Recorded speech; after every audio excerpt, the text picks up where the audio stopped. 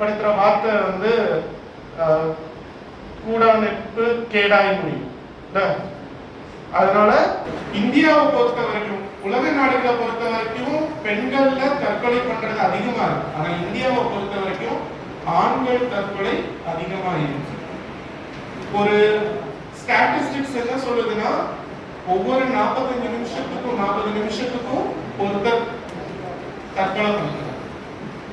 சரி, ஒரு நாளைக்கு கிட்டத்தட்ட 6000 தற்கொலைகள் கிட்ட நடக்குது அப்படின்னா, ஒவ்வொரு தற்கொலைக்கு பின்னாடியும் 15 தற்கொலை முயற்சிகள் நடக்குது. ஒருத்தர் தற்கொலை செஞ்சு இறந்துடுறாங்க அப்படின்னா அதுக்கு பின்னாடி 15 பேர் தற்கொலை முயற்சி பண்ணியிருக்காங்க, ஆனா இறக்கல. தற்கொலை எண்ணங்கள் இருக்கிறவங்க 200 பேர் இருக்கிறாங்க.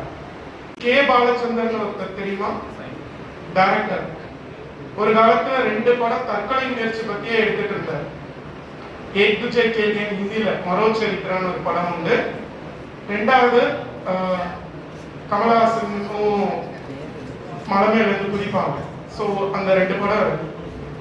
அதுல வெறுத்து போய் அவர் எடுத்த படம் தான் வானமே இருக்கு. ஸோ போய் பாருங்க, சூசைட் ப்ரிவென்ஷன் பத்தி அதுல நிறைய சொல்லி. ஸோ